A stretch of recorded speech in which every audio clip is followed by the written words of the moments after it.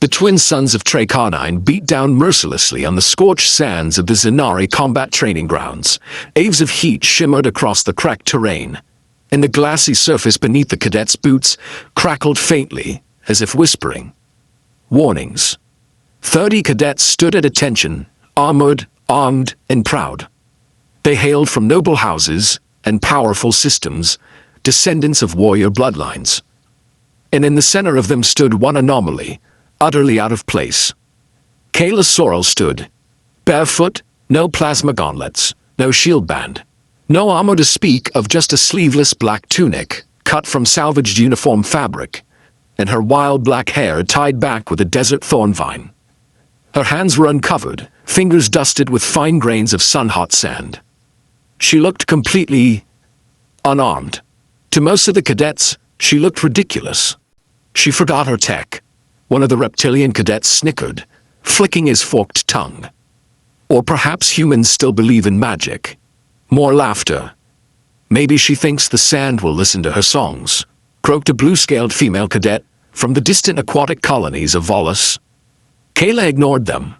Her heartbeat was calm, breathing steady. She knelt and pressed her palm into the sun-baked dune, letting the heat course through her skin. The grains bit her flesh like coals, but she did not flinch. Commandant Victor, rumbled a gruff voice. Shouldn't she be disqualified for lack of equipment? Ah.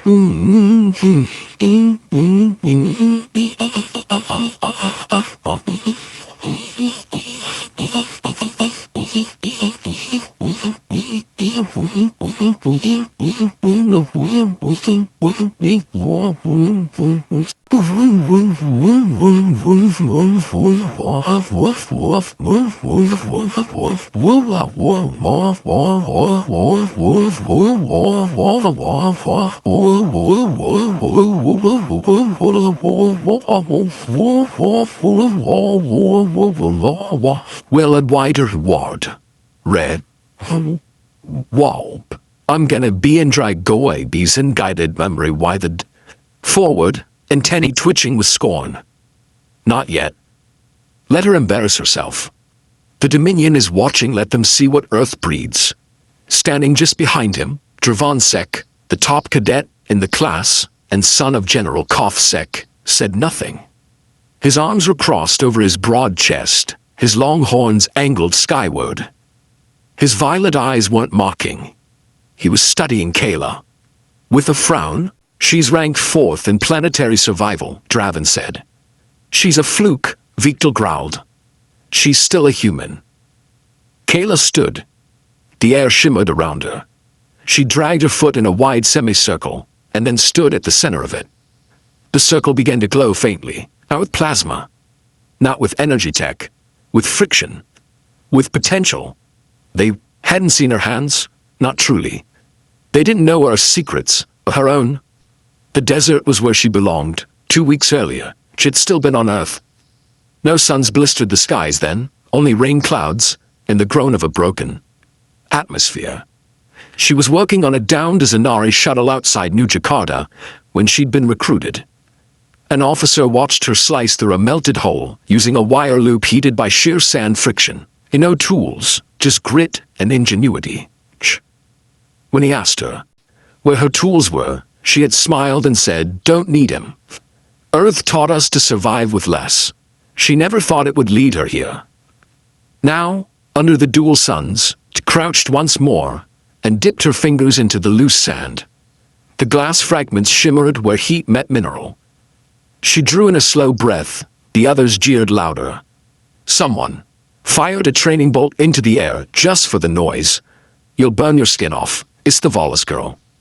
Kayla didn't answer. She rotated her wrists, the muscles in her arms twitching. Sparks began to form, subtle at first. Not from tech, from motion, from pressure, from something older than electricity, from fire. Tiny sparks snapped at her fingertips like angry insects. And then flame. The circle around her ignited. Gasps echoed through the squad. One of the cadets took a step back, eyes wide. That's impossible. She stood within a ring of flame that hadn't been ignited by fuel or spark plug. She had harvested the heat of the desert and coaxed it into fire with bare hands. The flame swirled with orange-red life, casting shadows across her determined face. Her voice, when she spoke, was calm, but filled with purpose. My planet doesn't give us gifts. It gives us challenges, so we learn to make tools from pain, power from heat, life from death, Victor snarled. Cheap trick, let's see her catch a bolt midair. The Commandant lifted his plasma launcher and fired. Time slowed. The bolt screamed through the air, a spiraling bead of searing blue meant to mimic live combat. Kayla spun, her bare hand lifted, fire wrapping around her wrists like a serpent, and, in a flash of motion, she intercepted the bolt. The flame around her condensed at the moment of impact. The bolt vanished, absorbed, snuffed out. The silence that followed was absolute. Then someone whispered she stopped it. With fire. No, Draven corrected, stepping forward slowly. With sand, she made glass. He pointed at her palm. The remains of the plasma bolt had fused to a molten lump of newly formed obsidian, cooled in her grip. Her fingers bled, but she held it high. Don't underestimate Earth, she said softly. We've been underestimated before. The Dominion Council members in the observation dome turned to each other, their tentacled brows furrowed in silent debate. Victo fumed but said nothing more. Later that evening, the Academy's Metabot scanned Kella's burned palm. She barely flinched as synthetic gauze wound itself across her skin. Draven stood nearby, arms crossed, silent. You could have been killed, he finally said. Kella looked up. So could you? So could anyone. But you don't use flame, you hide behind shields. Draven frowned, then glanced at her hand. What you did wasn't just science. That was something else. Necessity, she said. Still, he admitted. It was impressive. Quiet beat passed between them. Then Kayla added, and stupid maybe, but it worked. Guess. His expression shifted slightly. Eight. Something almost like a smile tugged at one corner of his lips. What other tricks does Earth teach? Kayla raised an eyebrow. You offering to find out? Draven didn't answer. But that night, in the cadet barracks, when Kayla passed by, no one mocked her anymore. They watched her with a wary, confused respect. She was still barefoot, still unarmored, but no one laughed at her hands again, and somewhere, in the stars, the Dominion had started to whisper a new name for her, the flame-born human. The trials were just beginning. The next phase wouldn't be so simple as sand and fire. But Kayla was ready. She didn't come to join them. She came to beat them. By the third week of cadet training on Tracarnine, the laughter had stopped. The fire circle incident had spread beyond the ranks. Word reached other squadrons. Across the academy, Kayla Sorrell's name no longer drew snorts and sneers, drew wary glances, and curiosity, especially from Dravensek. They'd been assigned to the same squadron after the display. Coincidence, perhaps, or politics. Or maybe someone on the Dominion Council wanted to see what happened when fire met ice. Drav was precision incarnate. Cool, logical, disciplined. Where Kayla used instinct, he used calculation. Where she improvised, he executed clean routines. They didn't speak much in the first few days of joint drills. But she noticed him watching her. Closely. Not in the way the others stared. Not as a threat, as a question he couldn't answer. Then came the sandpit trials. A kilometer-wide pit of shifting dunes, live traps, and aggressive native fauna. Task: cross the pit with your partner and retrieve a beacon. Most cadets activated hover packs or dug underground with tunneling tech. Kayla jumped straight in, without equipment. She's insane, uttered one of the cadets as she rolled down a dune, her shoulder landing hard in the sand. Draven followed a moment later, less dramatically, his gauntlet lit with terrain sensors. Let me guess, he said, landing beside her. You're planning to run through blind and hope the desert likes you? Pretty much, she replied, brushing sand off her brow. He hesitated. You've got no armor, no shield, you've got enough for both of us. Draven stared at her, then let out a soft, breathless chuckle. You're either the bravest cadet I've ever met, or the dumbest. Kayla winked. Depends on the day. The sand shifted suddenly beneath them. The first trap, thing churned below a burrower. Fast. Lethal. Armored like stone. Kayla grabbed Draven's arm and yanked him aside just as a spike-like limb burst from the sand where he'd been standing. Next time, she muttered, let's talk after we move. They sprinted. Draven's sensors pulsed rapidly, feeding him real-time data. Kayla didn't need them. She listened for vibrations in the sand, sensed patterns in the air. Her hands skimmed the dunes as they ran. Twice she dragged them into cover a split second before another predator burst from below. Not guessing, Draven finally said, as they ducked into a wind-scoured ravine. You know where they are? I listen, she replied. The sand talks. Draven gave her a look of disbelief. You're treating this like a living organism. Kayla nodded, because it is. When they reached the central dune, the beacon glowed like a pale star embedded in the sand. But the final guardian was waiting. A score of X. Massive. Sand-colored. Plated like a tank. It rose from the ground with a screech, antennae flaring and 6 legs digging into the dunes. Its maw opened, lined with teeth. Draven raised his plasma rifle. Cover me. But Kayla stepped forward. No. What? We can't outrun it, she said. Can't fight it either, not with what we have. Draven aimed anyway. Then what do you suggest? She dropped to one knee, pressed both hands to the sand. Her skin scorched. Her fingers bled. The fire answered. The air above her shimmered, then twisted. The sand glowed orange, not flames glass. She was forming it, controlling it. A thin, circular disc of fused silica, shot upward razor, sharp and spinning. It sliced across the score of X's eye ridge. The beast screamed. Now, Kayla shouted. Draven ran past her, grabbing the beacon just as the creature reared in pain. He dove and rolled, and Kayla threw a flare of heat behind him, just enough to blind the creature and give them space.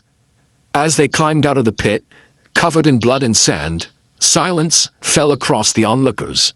Instructors, commandants, Dominion observers, all had seen what she did. Again, without weapons, without tools, Kayla stood panting at the edge of the pit. Draven beside her. You're not like anyone I've trained with, he said. Kayla smirked. Is that a compliment? It's more like a warning. You scare people, Sorrel. She looked at him, her expression shifting. Do I scare you? Draven didn't answer. But he didn't look away either. That night, in the barracks, someone left a fresh wrap of healing salve on her bunk. No note. But she knew who. Only one cadet used that scent of frostroot balm. She tucked it under her pillow. The next morning, they were summoned to Commandant Victor's war chamber.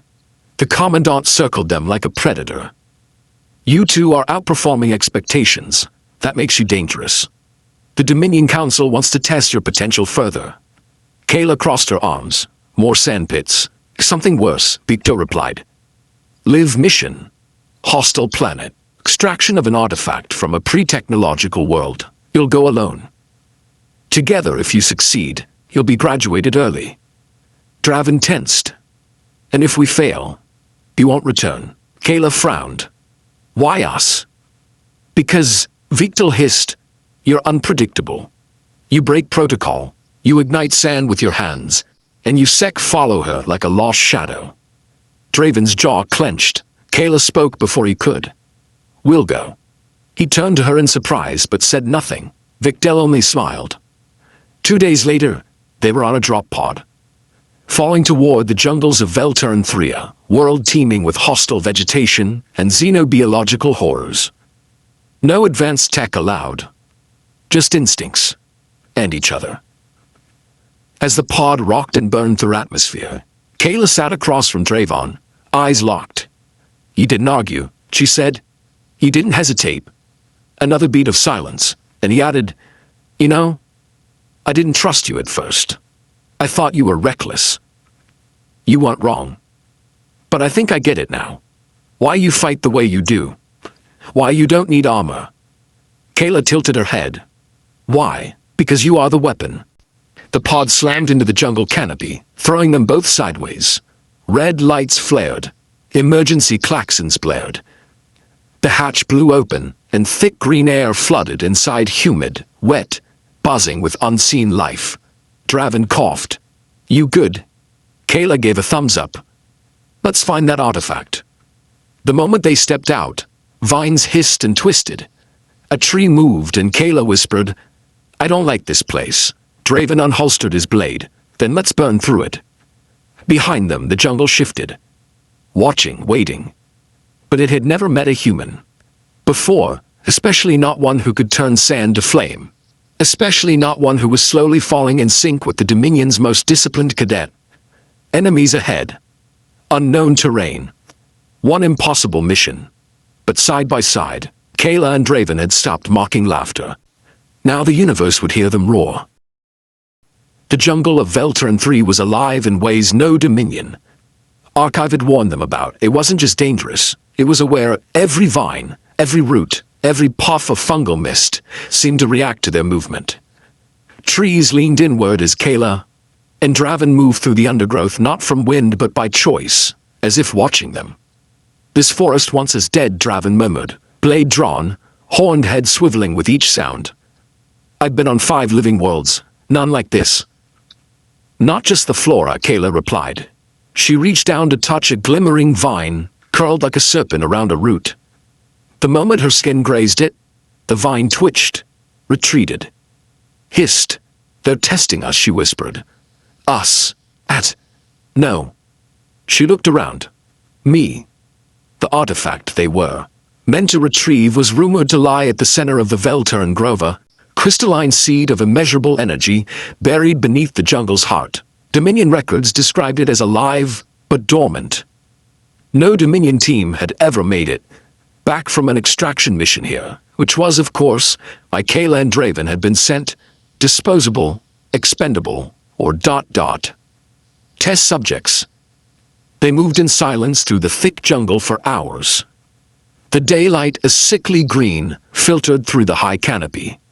At one point, Kayla paused beside a moss-covered ridge. Draven approached her side cautiously. "You sense it, too?" he asked.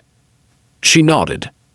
A low vibration pulsed beneath their feet, deep, rhythmic like a heartbeat in the soil. "It's not just watching," Kayla murmured. "It's waiting." They climbed the ridge and emerged into a clearing. In the center was a spire of glass, 12 feet high, shaped like an upturned fang. It pulsed with faint violet light. "The seed," Draven whispered, before they could step forward. The jungle moved.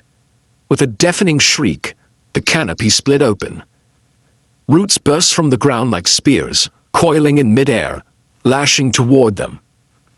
Kayla dove, barely dodging. Draven swung his blade, slicing clean through the vines, but a third wrapped around his arm. "Draven," Kayla's hand hit the ground. Instinct surged, the friction, the heat, the burn in her blood. Fire answered. She slammed her palm down, and a ring of flame shot outward. It burned nothing, not yet, but the vines recoiled. They hissed as if in pain. She'd drawn a boundary. Draven staggered to his feet, coughing. "That's twice you've saved me." "I'm keeping score," she grinned. But there was no time to rest. The jungle wasn't retreating. It was regrouping. From the tree line, a mass of sentient vegetation slithered forward, twisting, growing, fusing. It took shape. A towering beast 15 feet high, formed entirely of vines, roots, and coiled muscle, a koi. In its chest, a hollow socket glowed. That THING, "It's guarding the seed," Kayla breathed. "No." Draven stepped beside her. "It is the seed." Or... The creature charged. Kayla sprinted forward first. "Wait!" Draven shouted, but she was already moving, barefoot, unarmored, wielding nothing but fury and sand and flame. She ducked under a sweeping root, somersaulted forward, rolled and slammed her palm into the dirt. A geyser of glass erupted beneath. The beast slim, slicing part of its leg clean off. It screamed, but it didn't fall. A vine whipped out, caught Kayla midair, and slammed her against a tree. Her breath left her body in a brutal gasp. She slumped, dazed. Draven roared. He dashed forward, blade glowing with heat from an overcharged cell. He leaped and drove it straight into the Guardian's upper limb. The creature shrieked, flailing, But Draven held on, blade twisting. Kayla, ow. Move. She staggered to her feet, blood trickling from her temple. The forest echoed with pulses from the seeds lighted, was responding to her pain. Her presence. Her power. She dropped to her knees, not in surrender, in focus. Both hands pressed into the jungle floor. Deeper than before, into soil and root, she whispered to the earth, I'm not here to steal you. I'm not dominion, not conquest. I'm survival. Heat rose. Not fire. This time something else. Pulse. The vines hesitated. The guardian paused mid-swing. Draven, still grappling with the beast, noticed the hesitation. Kayla, what are you doing? I'm asking it to trust me, she whispered. Like I asked the sand. The vines quivered. The beast slowly lowered one arm, its chest opened. The glowing socket inside thrummed with energy. The crystal lay there, half alive, half machine. Pure memory encoded in light. Kayla stepped forward, palms open. I won't hurt you, she said softly. But they will. The Dominion. They'll tear you apart and burn your forests and drain your light. A moment passed. Then the seed rose from its socket and floated to her hand. The guardian collapsed instantly, dissolving into thousands of roots, vines, and leaves. Gone. Returned to slumber. Draft dropped to the ground, panting. He looked at Kayla, who now held a glowing crystal the size of her palm. Remind me never to fight you, he breathed. She smiled, dazed, aching, covered in dirt. Told you, Earth makes survivors. They barely had time to breathe before the jungle screamed. The entire forest shook. The retrieval of the seed had triggered something. A fail-safe run, Draven said. Kayla didn't argue. They tore through the jungle as it twisted violently around them. Trees fell, ground cracked. Their drop pod had been swallowed by the overgrowth. It was gone. We'll never outrun this, she shouted. Draven looked around. There a clearing. He dashed toward it, breaking through the foliage into open air. A Dominion scout vessel hovered just overhead, scanning. Draven pulled a flare from his belt and fired it into the sky.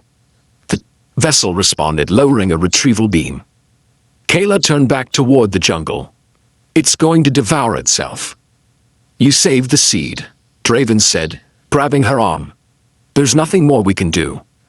As the beam lifted them into the ship, Kayla looked down. The jungle collapsed in on itself like a closing wound. Landed inside the hold, coughing and gasping. 2 Dominion officers stood waiting, either moved to congratulate them. Hand it over, one said. Kayla clutched the seed tighter. You'll destroy it. Draven stepped forward. She doesn't trust you. And neither do I. You are cadets. You don't have the right to, but Kayla raised her hand, and to everyone's shock, the seed responded. It floated upward and emitted a pulse. The entire ship's lights dimmed. I'm not Dominion, Kayla said. But I know when something's alive. And this seed, it chose me. The officers looked uneasy. Draven stepped beside her. We'll bring it back, but it stays with us. A pause. Then one officer nodded stiffly. You'll report directly to the council, both of you. Later, in their private quarters, Kayla sat on the edge of her bunk, cradling the seed. It glowed faintly comfortably, like it liked her. Draven leaned against the doorframe. I thought, you were crazy, he said quietly. Now I think you're something else. She looked up. Something like what? He stepped closer. Human, but more. Kayla stood. Her wounds were healing. Her body trembled with leftover adrenaline. You backed me up today. You saved my life. Again, they were close now. No battlefield between them. No rank. No distance. You still keeping score? He asked. She nodded. Yeah, you owe me, he smiled. Then I guess I should stick around to pay you back. Her hands brushed. Her skin was rough with burns. His fingers traced the edge of a healing cut. You're fire, he said. You're ice, she replied. I guess we're balanced then. Their lips met. Not with the hesitation of curiosity, but but with the certainty of two warriors who'd bled together, at together, and seen something divine in each other amid a galaxy full of enemies. The seed pulsed once, soft, warm, as if it approved. The council chamber of the Dominion was carved into the hollow heart of a floating asteroid, the citadel of Sia, vast, cold, and high above any breathable atmosphere. It was a place designed to intimidate, to remind all beings of their insignificance. Kayla. Sorrel refused to be insignificant. She stood at the center of the chamber in her black cadet tunic, still burned at the edges from Velterran's fires. Her arms were crossed behind her back, posture straight, chin raised. The seed floated beside her, its pulsing glow, casting soft light across her face. Dravinsek stood at her right, still armored, still silent, but now clearly standing with her. Not just near her, she wasn't alone anymore. The 12 members of the Dominion Council sat in a crescent of thrones. Above her, one from each core species. They loomed, murmuring telepathically or speaking through translators. Their expressions masked by centuries of control. Human.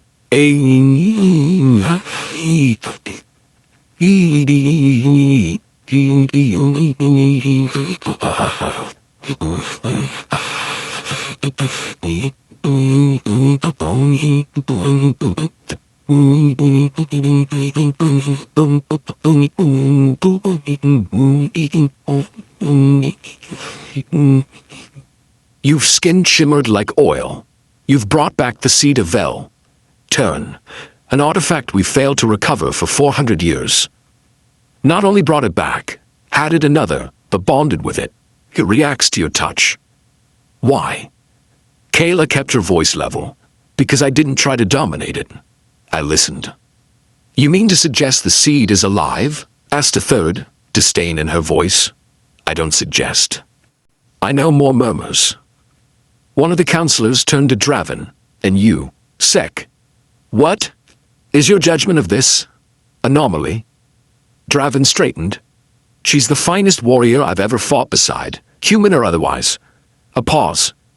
Then, would you trust her with command? I already have another murmur, this one deeper. Uneasy Counselor Vexer, representing the insectoid Varnax, hissed sharply. Your display of power has drawn attention across 3 systems. Human.